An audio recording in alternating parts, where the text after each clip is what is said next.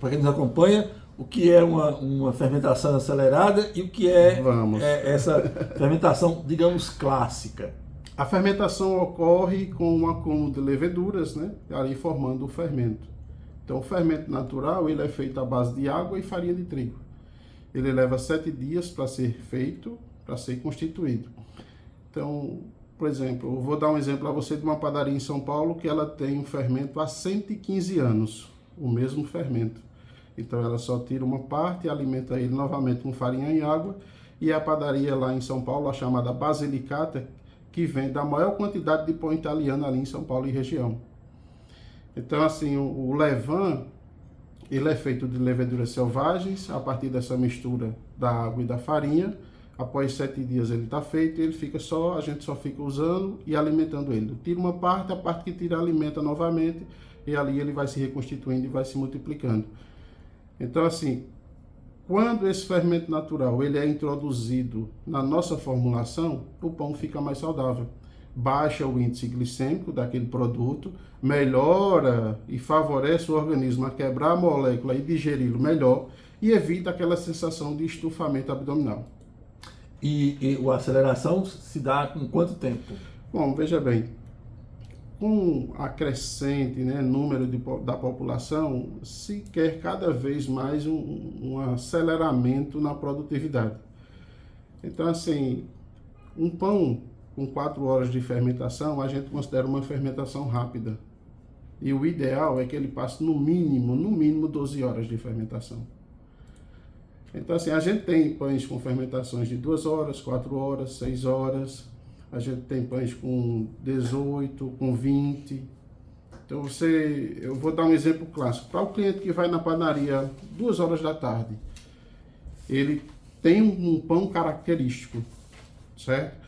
O cliente que vai numa padaria comum, de manhãzinha, o pão tem outra característica. É o mesmo produto, a mesma formulação, mas tem características diferentes. Por quê? Porque levou um tempo de fermentação. O de manhã, ele é feito no dia anterior, ele tem no mínimo 18 horas de fermentação. Então descansa-se mais a massa e aí favorece com o desenvolvimento das leveduras a quebra da molécula do trigo. O pão que tem uma aceleração mais rápida, ocorre o que? Não dá tempo para que essas leveduras se desenvolvam. E aí vai gerar todo aquele efeito de estufamento.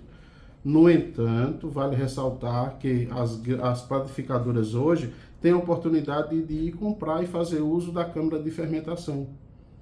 Então, ou seja, com o uso da câmara de fermentação, as leveduras conseguem se desenvolver porque o pão fermenta em ambiente refrigerado. Isso apressa.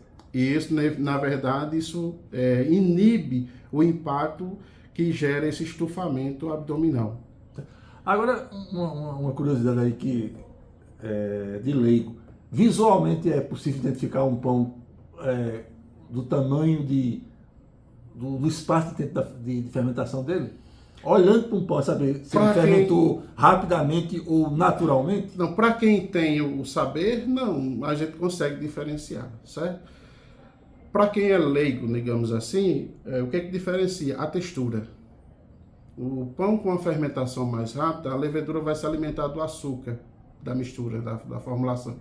Então a levedura se alimentou do açúcar, aí o pão vai assar numa temperatura 200, 220 graus. O que é que vai acontecer? Ele vai ficar com uma casca encrostada, mais seca. O pão da manhã vai ter a mesma casca, vai ter a mesma encrostada, mas como é que eu posso dizer? A forma dele gratinar vai ficar diferente. Mais crocante. Isso, tanto fica mais crocante, como fica também mais brilhoso e mais um pouco avermelhado o pão da manhã. Já o pão que tem uma fermentação acelerada, ele fica um pouco mais opaco. Acho que não sei se vocês estão conseguindo me entender. Sim. Nós estamos conversando